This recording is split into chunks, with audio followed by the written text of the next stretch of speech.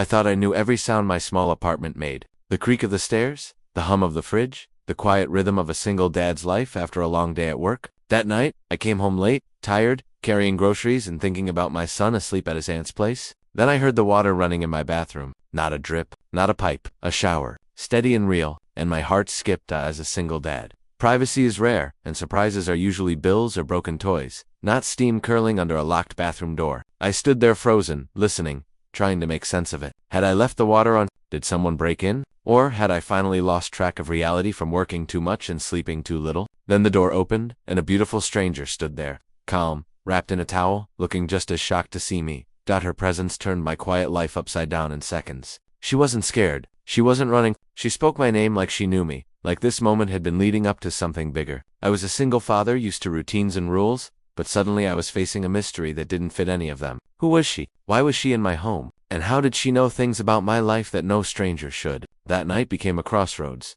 touching themes of trust, loneliness, and the hidden paths people carry with them. Just when I thought I had the answers, she said one sentence that changed everything and made me realize this story was far from over. I asked her to sit down, keeping my voice steady, even though my thoughts were racing. She moved like she belonged there, glancing around my living room as if it held memories, not just furniture. I noticed how tired she looked beneath the calm, the kind of tired I recognized from raising a child alone and pretending everything was fine. She told me her name, but it didn't settle anything. Names are easy. Truth is not. As a single dad, my life had become predictable after my wife passed. Work, parenting, late nights, early mornings, no room for secrets. Yet this stranger spoke about moments from my past with quiet accuracy. She mentioned my son, his favorite bedtime song, the scar on my hand from an old accident. Details I rarely shared, even with friends. I felt protective instincts rise, not just for myself, but for my child and the fragile peace I had built. She explained she wasn't there by accident, but also said she couldn't tell me everything yet. There were reasons, she said,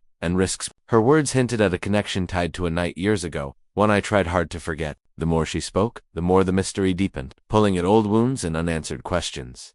Outside, the city noise faded, leaving the apartment heavy with silence. I realized this wasn't just about a stranger in my bathroom. It was about trust, timing, and a past knocking on my door when I least expected it. Just when I was about to demand the full truth, my phone buzzed with a message that made my chest tighten, and she looked at the screen before I did, whispering, "This is where it gets complicated."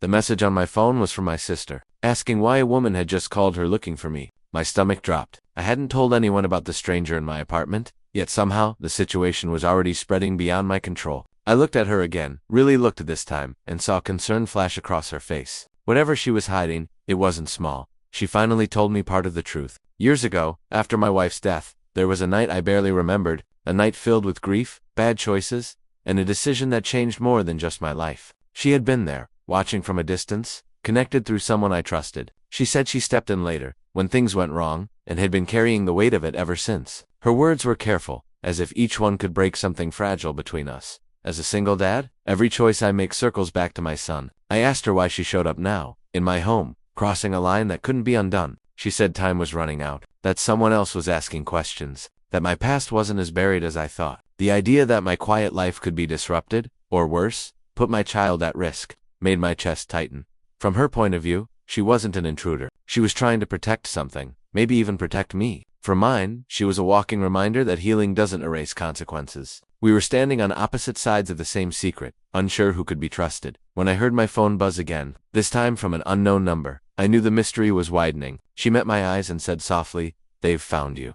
My hands shook as I stared at the unknown number, letting it ring out. The silence afterward felt louder than the phone itself. She moved closer, lowering her voice, saying we didn't have much time. According to her, someone had been tracking me for weeks, watching my routine as a single dad, learning when I left for work and when my son stayed over. Hearing that made my heart race in a way I hadn't felt since the worst days of my grief. She urged me to think back to that forgotten night, to a document I once signed without reading, buried under loss and exhaustion. At the time it felt harmless, like just another form to make things easier. Now she hinted it tied me to something valuable, something other people wanted badly. I tried to recall details, but the memory slipped through my fingers, leaving only a sense of dread. Outside, headlights swept across my windows, slowing down before moving on. I couldn't tell if I was being paranoid or if the danger was real. She said there were two sides fighting over the same truth, and I was caught in the middle without knowing it. From her perspective, showing up unannounced was the only way to warn me before things escalated. As a father, my first instinct was to run,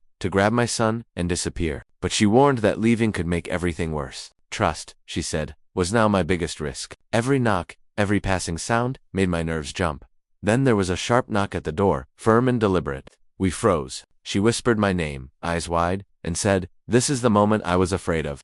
I held my breath as the knock came again, louder this time, followed by a voice that sounded calm but carried authority. It wasn't the voice I expected. She leaned in and whispered that I should stay quiet. But before I could decide, my phone vibrated once more. A message flashed across the screen with a photo attached. It was my son, sitting safely at my sister's house, taken from outside the window. My blood ran cold. The voice at the door introduced himself as someone there to clear up a misunderstanding. He said my name like we had met before, even though I was sure we hadn't. She stiffened beside me, her expression shifting from fear to something closer to anger. That's when she revealed the twist she had been avoiding. The people looking for me weren't criminals, hiding in the shadows. They were connected to a powerful organization, one that operated legally on the surface, but quietly erased mistakes when necessary. As a single dad, hearing that my family was already being watched changed everything. This wasn't just about my past anymore. It was about control. She admitted she once worked for them, helping keep things quiet, until she realized the cost. Walking away made her a liability, and helping me made her a target too. The man outside knocked again, this time using my full name and mentioning my son. The walls felt like they were closing in. I didn't know whether opening the door would end the danger or make it worse. She met my eyes and said the words that flipped the situation on its head. "They don't actually need you," she whispered. "They need what you unknowingly own."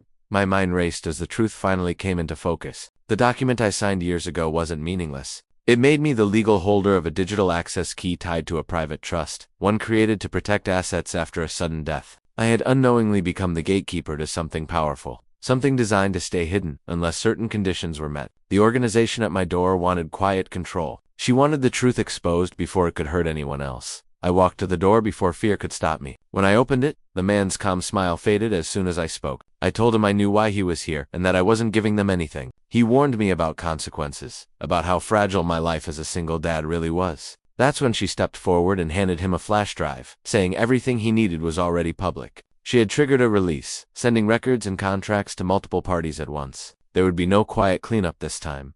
The tension broke like a storm. The man left without another word, his power suddenly limited by exposure. The danger didn't vanish, but it shifted. The immediate threat was gone, and my son was safe. For the first time that night, I could breathe. Later, as the apartment settled into silence, I asked her why she really came back. She smiled softly and said she owed me more than a warning. Before she left, she revealed the final twist. The trust wasn't just protection for the past. It was meant to secure my son's future, activated by a choice I made long ago without realizing it. As the door closed behind her, I understood one thing clearly. My quiet life was changed forever, not by a stranger in my bathroom, but by the truth finally stepping into the light. The days that followed were quieter, but not the same kind of quiet I once knew. The powerful organization backed off, not out of kindness, but because the truth was no longer something they could control. Lawyers called, documents arrived, and everything she said proved real. The trust was legitimate, clean, and locked.